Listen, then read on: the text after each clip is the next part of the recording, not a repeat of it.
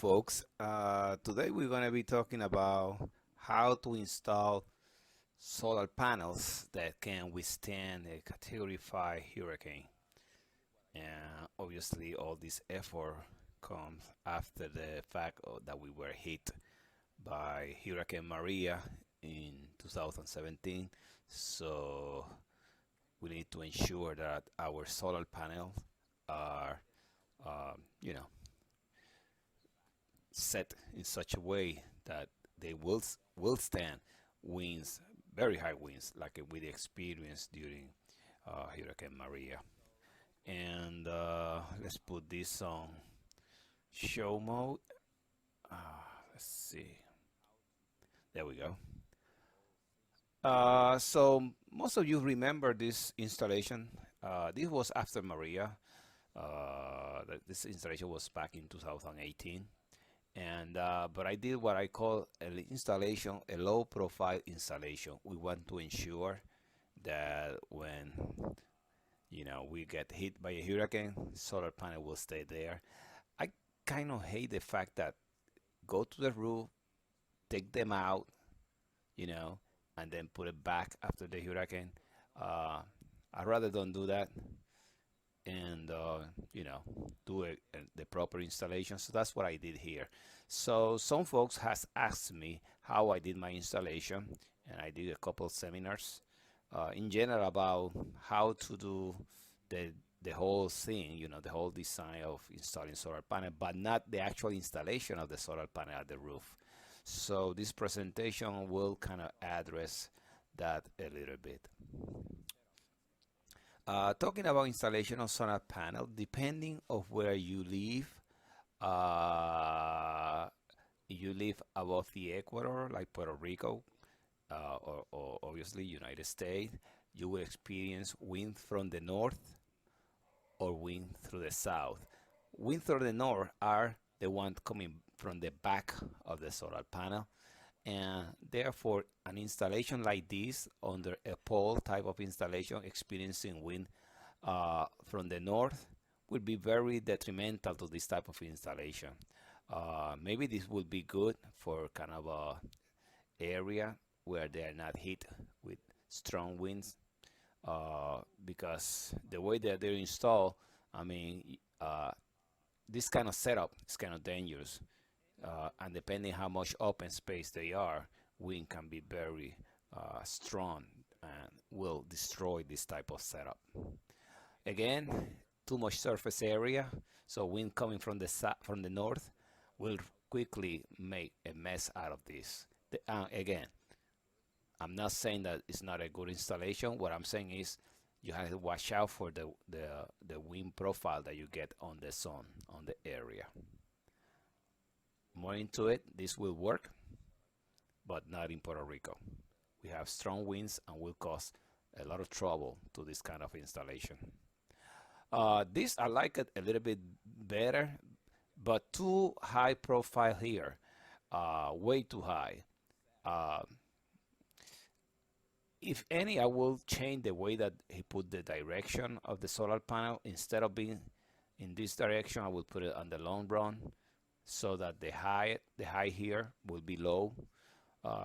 Again, it's a matter of how to protect your installation.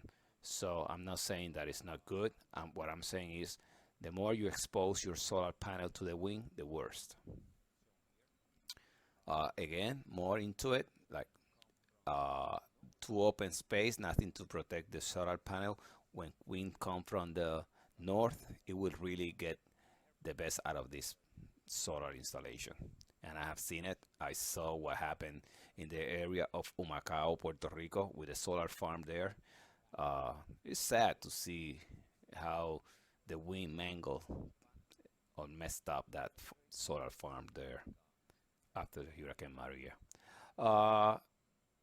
This is typically another installation of solar panel at the roof of most Puerto Rican houses. This is how they install it.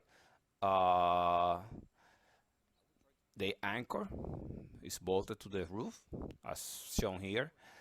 And when the wind comes from the north,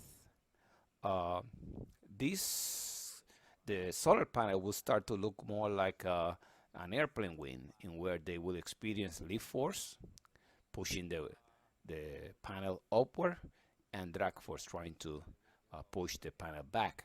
And those two forces will start to move a little bit your solar panel. If they move, they will accelerate. If they accelerate, they're gone. That's basically it. Uh, just now that we are still talking about this, I think that I will not don't like about this installation is that the beam where it's located.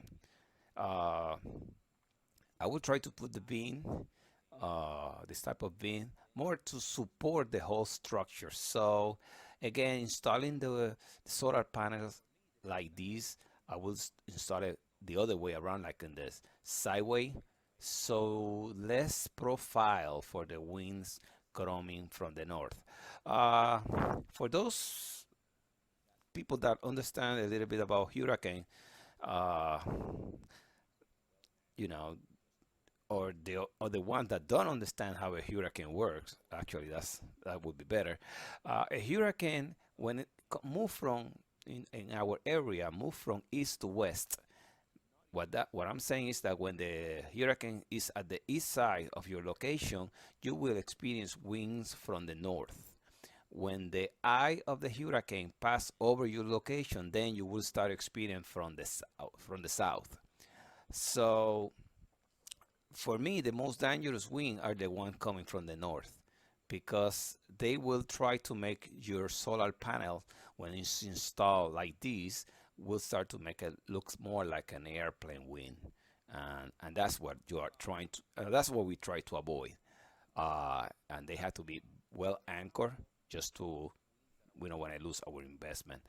And what I was saying also here to add, when you install like this with I would say not enough support, this will vibrate under the wind. This part here will vibrate, and vibration will cause bolt to get loose, and if they get loose, you're gonna lose the whole thing. I mean, you're gonna lose the solar panels. So vibration is also a killer, and you want to avoid that. So you want to support the best you can your solar panel.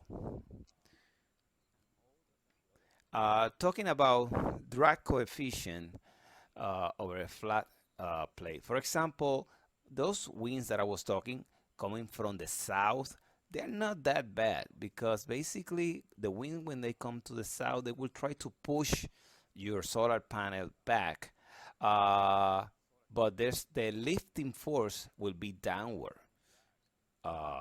which is okay. I mean, it's like you have a racing car like this with this type of spoiler. When the wind hit here, they will create a downward force that would be better for traction, as shown here. But again, drag coefficient is one of the parameters that we want to talk about in this presentation. And the other parameter, which is very important, is lift, which could be up or could be down. In this case, the lift is downward, and that depends of the angle. Notice that as the plate, in this case, this was a study for a flat plate solar collector. As it get to about 90, the maximum drag is about 1.2, and that's very important, because a flat plate collector, this is not a solar panel. This is to heat water, and so the max is like a plate. So the maximum is about 1.2. A solar panel are kind of different to that, and we will talk about it in a second.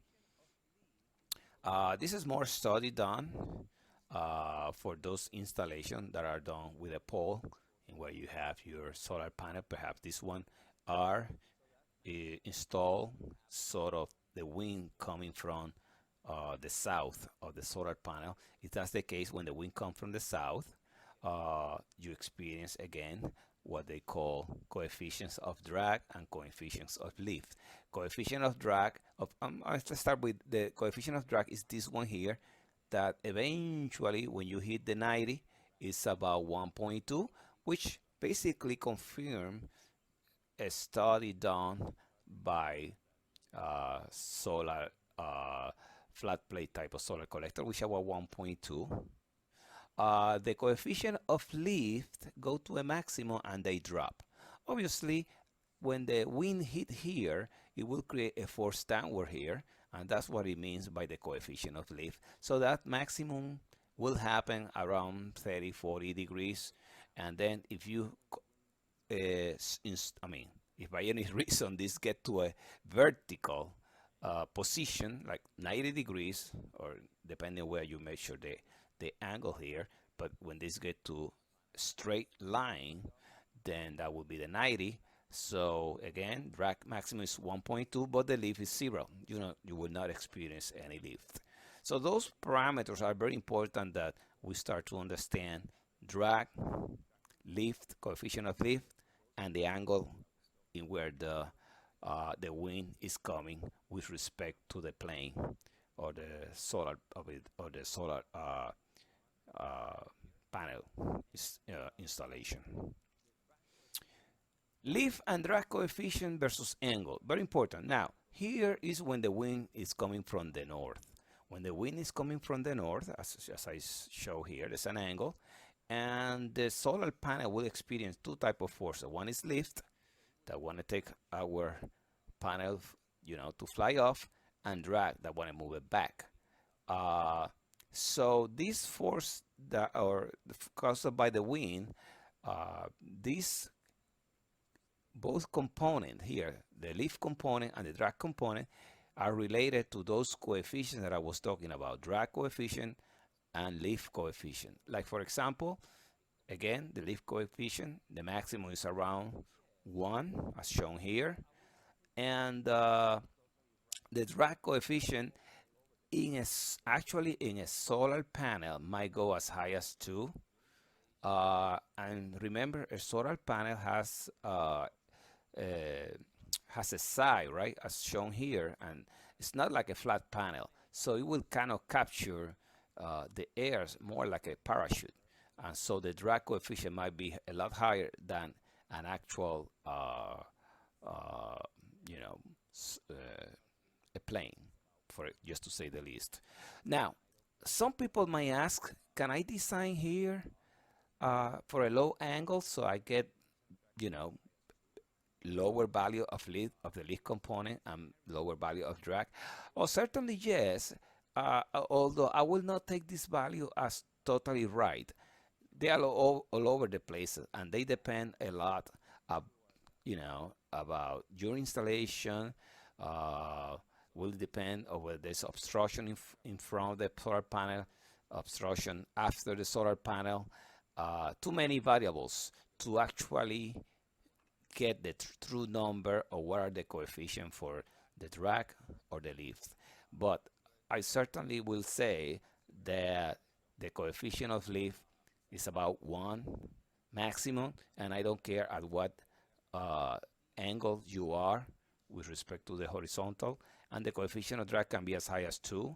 Again, worst case scenario. So I'm using those worst case scenario to ensure that when I do the decomposition of the force between lift and drag, I can ensure that my anchor will be done for the worst scenario.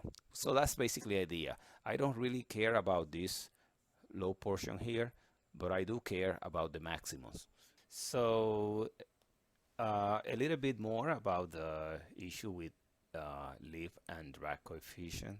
Like for example, this is drag on a solid surface, as shown here. It's a long square section, and the properties of this object is basically with a coefficient of drag about 1, and a Reynolds number associated with the measurement of this drag was about 10 to the 4.1 to 10 to the 4. And probably this is the first time that some of you guys see the number of Reynolds. Reynolds, it is associated with fluids, particularly it has to be with associated with the wind speed in this case, and it's also associated with the dimension of the object. And the frontal area basically is if you take a look here, is L times D, where D is the long from edge to edge, and the L is the length of the object. And since the wing see this side, but it's also see the bottom side, that's where you end up with this square root of 2 times LD. That's the area that in this case the wing see when it hit this edge. Now the force here is named as D. D is the drag force, is equal to the drag coefficient that we talk about it, the area that the wing see, the density of the air, and the speed, the wind speed to the square. Very important, this term. So as you can see, if the wind double, then that goes to the square. So it's either the force is kind of multiplied by almost by a factor of 2 to the square. So more into it. For example, let's say that instead of that type of object, we have a flat plate, one related to solar panel, and depending upon the dimension of the solar panel, like this one is like a flat plate, there's no angle, and therefore the calculation of the area is L times D. That's the area that the wind see when it hit this flat plate. But now, depending of the dimension of the object, you can see that if we have a plate very, very long compared to D, we are here, and that would be about 2 maximum coefficient for drag, and the measurement here is about 60 times 10 to the 4. And again, the question is the same as we saw before. So this tends to confirm the value that the maximum drag that you can typically see depending upon the dimension of the object, etc., could be around 2. We keep going. Like for example, drag on a cup. This case is kind of interesting because you have the wing inside the cup, as shown here. That drag can be about 1.42. But if the wing is in the outside of the cup, that drag drop to 0.8, and it's these differences is what make this anemometer to work. This is a 3-cup anemometer, but you want to experience a little bit more about this, you can make your own with the coffee cups as shown here. Obviously, you will not use this one to measure the wind speed of a hurricane, but it gives you an idea of what the wind speed, and make a kind of a nice toy for the kids to watch spinning.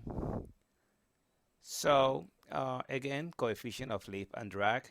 If you know this coefficient, CL and CD, you are pretty much done, in the sense that when you know the coefficient of lift, you know the force of lift, and when you know the coefficient of drag, you know then the force of drag.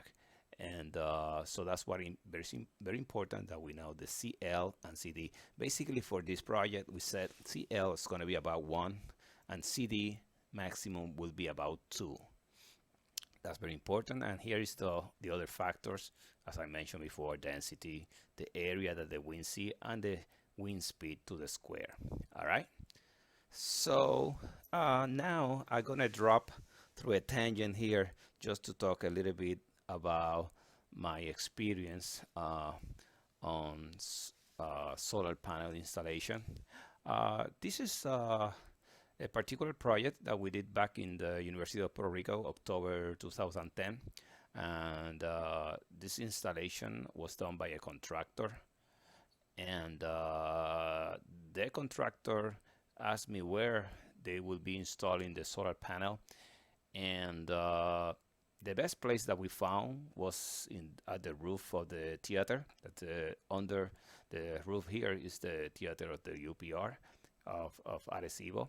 And we said, well, let's have some kind of a protection in case something happened. Remember, this was back on October 2010. And since there was no more space for the contractor to, you know, one of the things that I don't like about this installation from the beginning was that it has too high profile for the winds.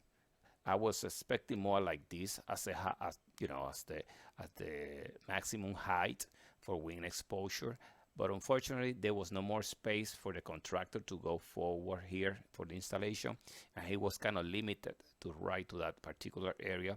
So he did the installation. He installed 76 solar panels for about 16.7 kilowatt, which happened to be about 0.5 of the total energy that the university utilized.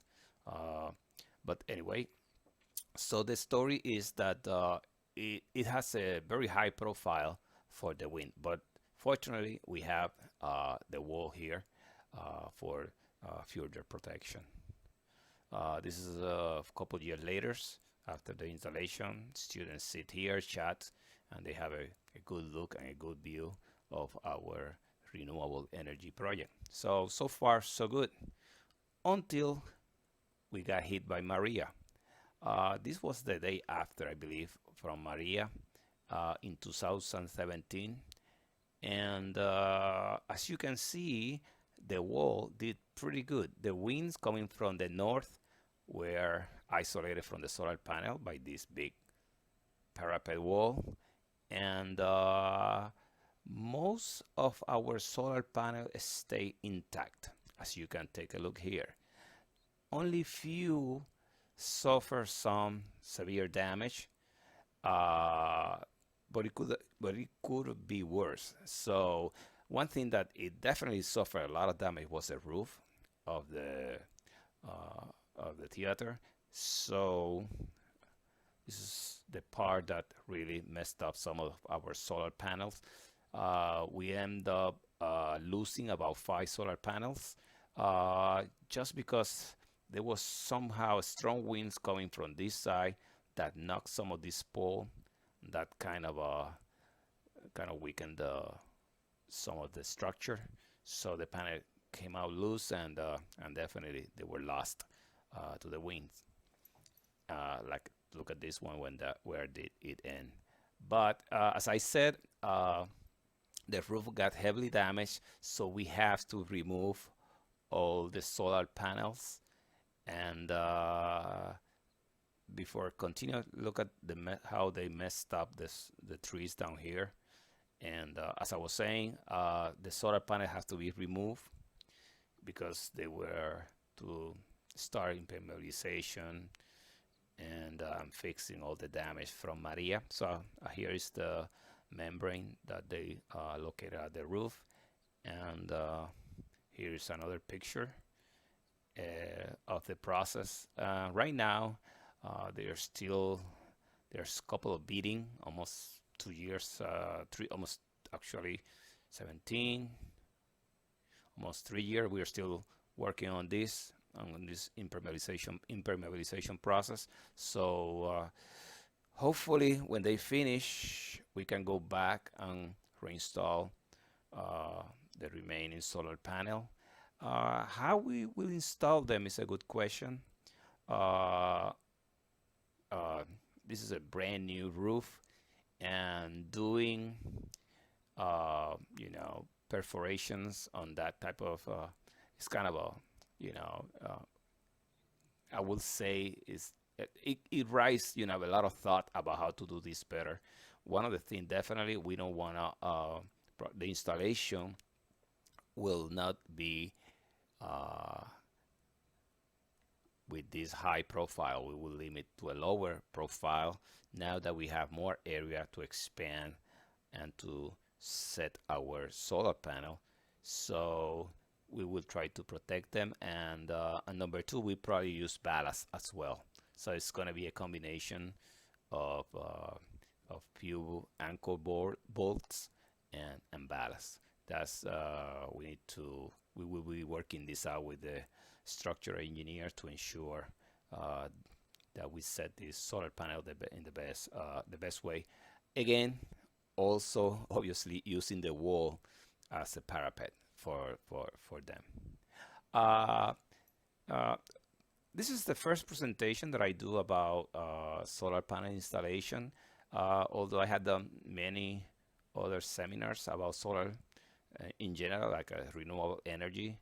but this is the first one that I do about installation. And but I had many conversation with friends about how to do this right. And I have a friend, when they asked me how he can protect his solar panel, and I told him, well, uh, put them, like I show him like we did in the theater, have a wall, and put them near the wall at the north side. He told me, I don't have a wall. Well, you don't have a wall, then build one. That's kind of funny, right, to say it, but that's basically the idea. I mean, you have to have some kind of protection. I mean, we are talking winds here of 180 miles an hour, so for a hurricane. Now, this is an installation, original installation, and he was part of, his friend that was in my in a couple of my seminars, and he did the installation, good amount of bolts, and it's well fixed. Now he want to do better, so we talk about it, and he ended up constructing a pretty neat line of blocks here, just to block any winds coming from the north. So this is what I call it, the bunker style, and definitely I doubt it. I mean, when you do the calculations of the winds and the way he put this wall has some rebars as shown here. I you know I don't see any problem even with winds way above 200 miles an hour. I mean, if we are hit with winds over 200, we will have a lot of problem, but this is one that he will not have to think about it, basically. More into it.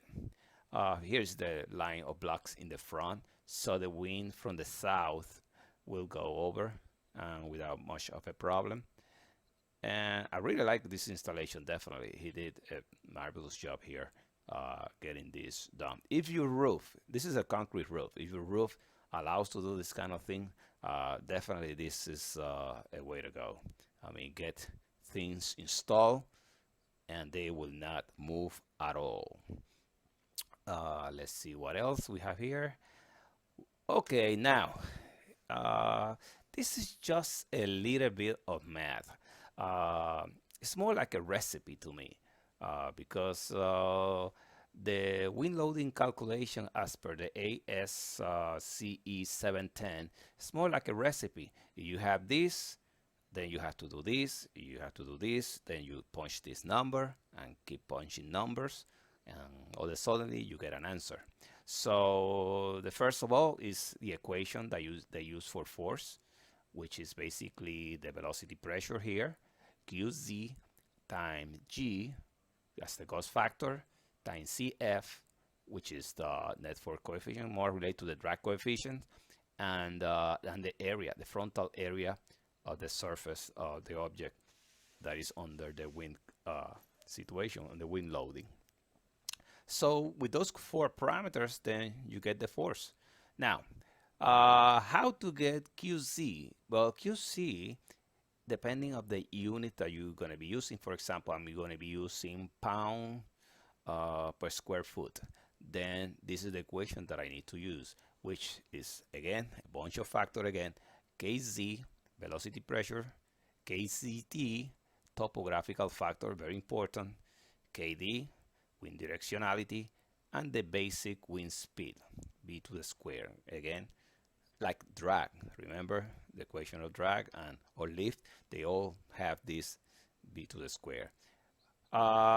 Just to start to knock down some of these parameters, Gauss effect factor, it says that the Gauss effect factor for a rigid building or other structures is permitted to be taken as 0.85 if it's a rigid under this kind of a regulation.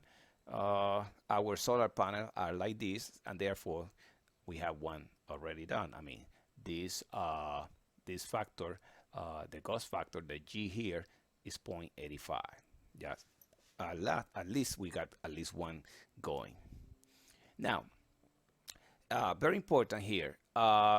In order to get some more of these parameters, we need to find out this. What is the category that where we are, the risk category? For example, if building and other structure that represent low risk to human life in the event of a failure.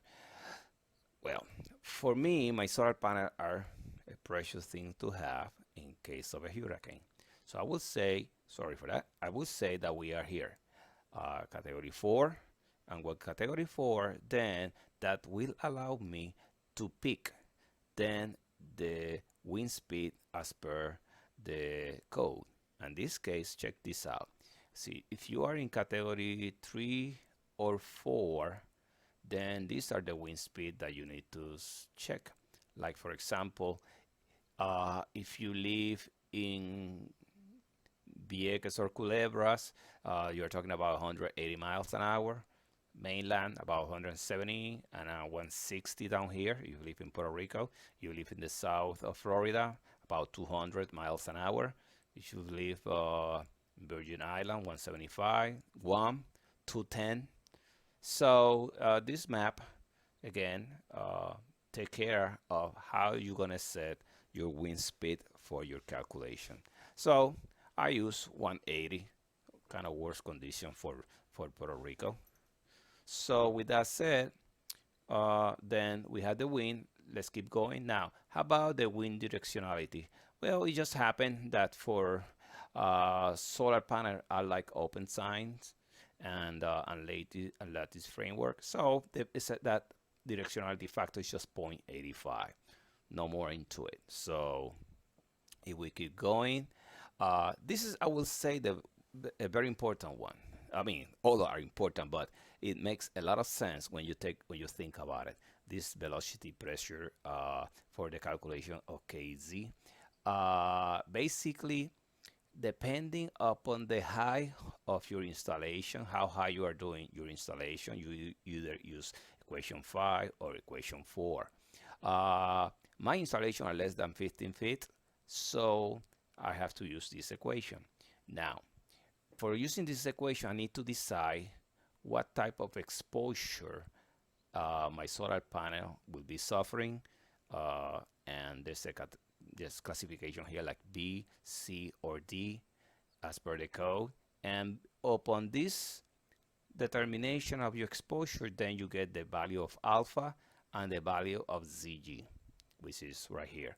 So like for example, let's move a little bit further. This is again from the 710. Exposure B, urban area.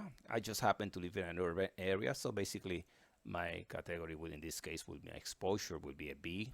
You live in a flat open grassland, then with scatter obstruction or very little, you know, then that would be exposure C. Building at the shoreline, excluding shoreline in hurricane-prone region with wind flowing over open water, less than 1 mile, and all that. So they tell you a little bit more about it, and that's exposure D. In my case, it's exposure B. So with that, then I got the value of alpha, which in this case, this value here is 7, and the value here, the 1200, is the value of CG. As I told you, I mean, using the code here is more like a recipe. If you happen to be in this category, then you have to use this number and so forth. No big deal on that. So let's keep going. Topographical factor, KZT. KZT, very interesting because it has to do with the condition of wind speed up effect. If you happen to live in a hill, in a ridge, ridges or escarpment, and like this, like you will have this, the winds will speed up right at the top of the escarpment as shown here, and you happen to live in a hill as well, the wind will speed up, and so that's will have an effect on the design. Now, interesting, the KZT factor, which happen to be here, is 1 plus K1 plus K2 plus K3 to the square.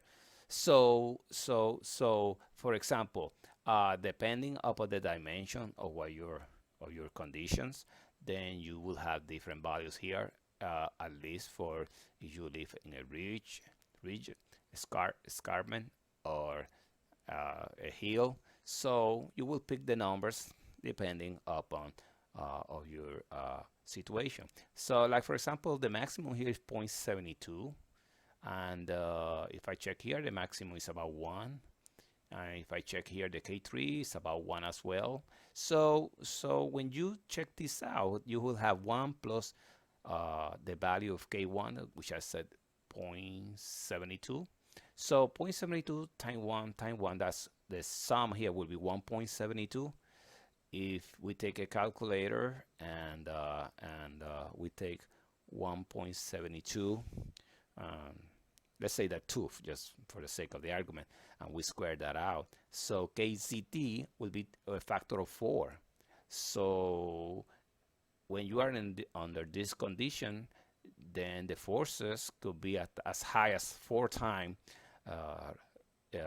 regular forces. I mean, I said 4 because I said that this is maximum will be about 2, but it's a little bit less than that. But anyway, so you get the idea. Okay. Now, it also said if site condition and location of structure do not meet the condition specified in section 26A1, which is this one here, if you don't have to deal with those, KZT, just 1. Excellent. I think that we got pretty much everything. Let's see, let's go back 1 second to the equation. Yeah, we get KZ, we get KZT, we get wind speed, I mean the directionality and the wind speed. We got everything that we need to calculate then the velocity pressure, seeing that we are right there. Let's move a little bit more. Oh, that's interesting. Let's see. If you probably know this picture from somewhere, I've been told that this is the residence of Tony Starr, Mr. Iron Man.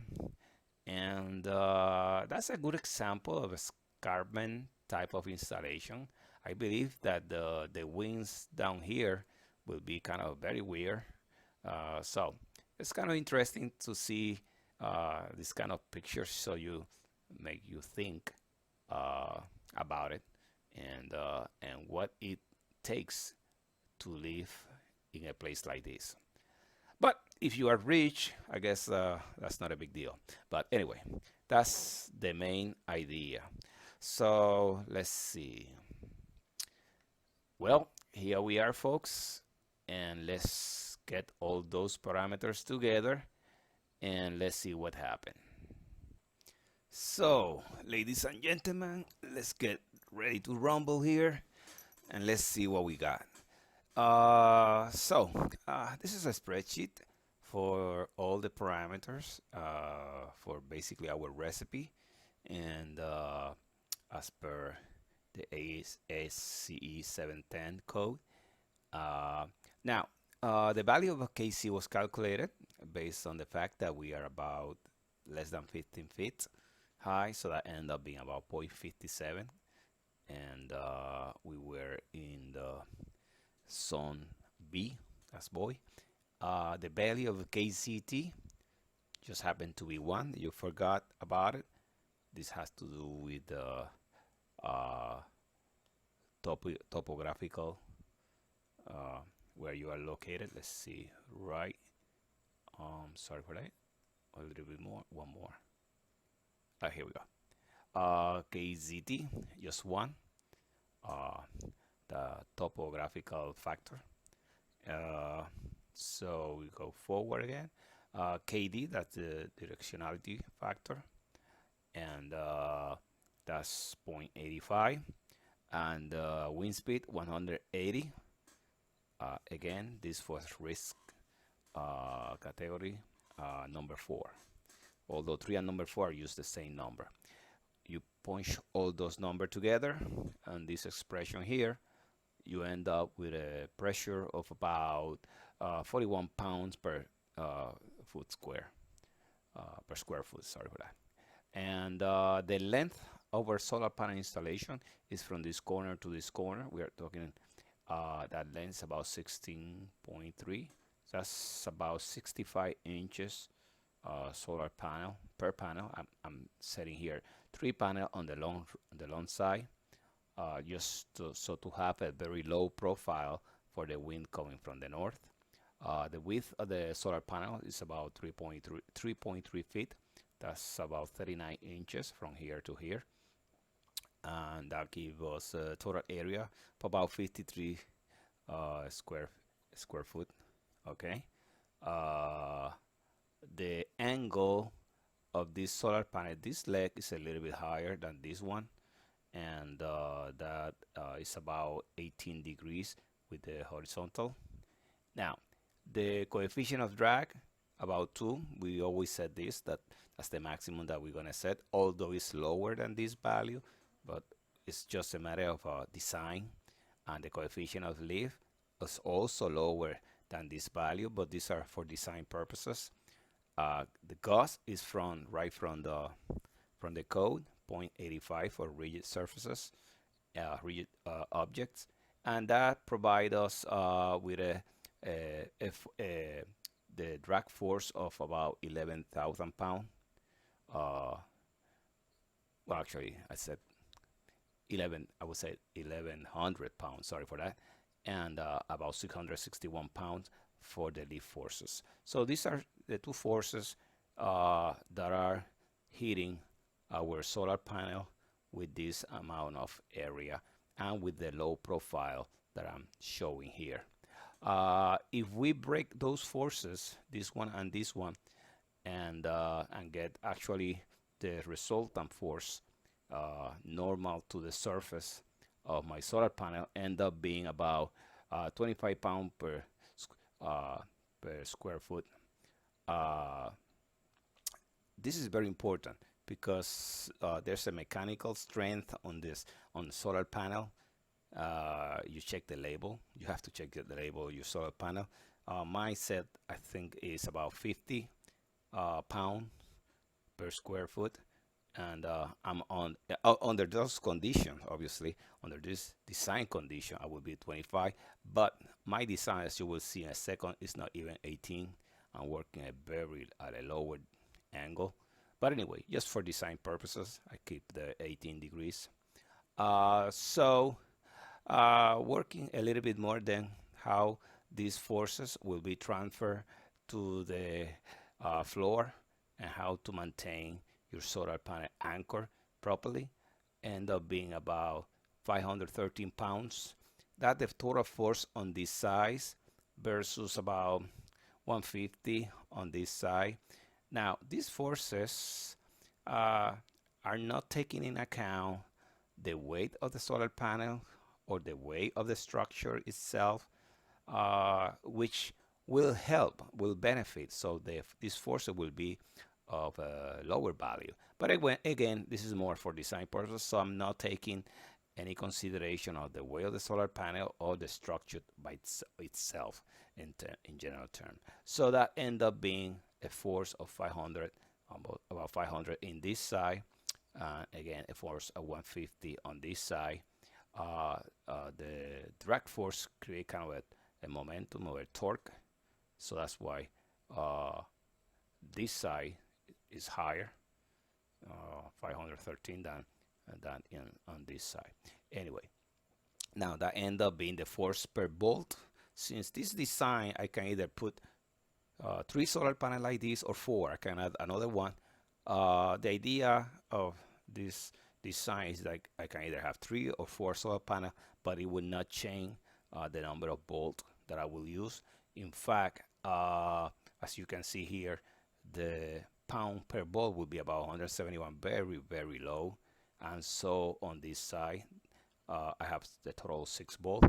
So I'm using a type of bolt. This is what they call it, anchor, and each bolt can pull out force about 1,500 pounds, and I'm using 6 of them, so it's close to almost 9,000 pounds of pulling forces. So definitely I'm exceeding these forces required here, but again, you know, I'm providing enough room just in case something really happened. So that's the idea here. Now, taking a more deep look into this type of anchor, these bolts are like this. These are called wedge anchors. And the one that I've been using is this 3/8, which is with a minimum embedment of about 1.5 inches. You start to get about 1500 pull-out force, and the shear is twice the amount on shear. So that's why, and in this slide going back, I never talk about shear. It's just with those type of bolts that I have here. I mean, the force coming this way will never cut those bolts out. So going back here now, these forces shown here are for a 2000 compression type of concrete. I would say you can get pretty much, if you know how to mix concrete, you can get 2000 psi without much effort. But then when you talk about 3000, 4000, 5000 psi, then that's a whole another story altogether. And you have to know a lot about how to mix just to get higher compression on the concrete. Water is a killer for this 3000, 4000, and 5000 type of compression. For that high, you have to be very, very, very careful with the amount of water that you put into the mix. So you probably leave that to the expert just to get the proper concrete. I'm just saying that it is important that you understand, if you want to anchor your solar panel to your roof, to your concrete roof, you have to know what's the compression. And typically 2000 is pretty much a given, but beyond that, then you have to ask. That's all what I'm saying. The installation of those, let's say more here. Here I use zinc plated to avoid corrosion. But if you live close to, I don't know, the coast, too much salt, too much corrosion, you better use kind of a 316 stainless steel. I'm not sure if this is an error. 303 sounds to me like a 304. Maybe it's an error on the picture. They are both 304 or 316. They are great for highly corrosive environment. And but I don't live in those conditions, so zinc plated will be okay for a while. This is how I did the installation. My anchor about they are in diameter, as I said, they are 3 inches. So about, I would say, a good inch, 0.75 or so went into the concrete for good anchor, and the remaining was to anchor the solar panel. So that was basically the design. And here is more into it. I use this kind of legs, so pretty much is the amount of degree here. It's almost nothing. I'm using the drop that this roof has, which is very little. Now this side has a lot. I would say about 7 or 8 degrees this side, but this have nothing, very little. As you can see here, solar panel pretty much at 0 angle. But still, I mean, I tie them, anchor them pretty well to the roof, and so I use, in addition to the frame that solar panel, they came with, I also add another angular, so you can see that angular right here, and above that angular, then I kind of tie the solar panel with bolts right to this angular, which is, those are about 2 inches each side, and about 0.12, 1/8 of thickness. Very, very, very strong. One more here, another picture of the installation. This is a perforated angular. They are used for window, for storm, and so forth. So I got a good price on them. More into it, here's the installation of the bolt to the floor, and everything was pretty much bolted the way you guys can see here. and that's basically the distance, just to avoid any moment, any uh, moment force that if I make this too long, that's not good. So I keep it with below the 4 inches, and that's basically it. About about this topic about storm and being in the middle of hurricane. I take this approach. I can be changed by what happened to me. Oh, definitely. But I refuse to be reduced by it. That's by Maya Angelou, and I really like that saying. It goes a lot to the way I think as well. I mean, hurricane where we live, we sooner or later we're gonna get hit by big ones. We just want to be prepared. Uh, well, this was a very long video. I hope that at least one of you still awake with me. And for that, I thank you all for your attention. Have a great day. Bye.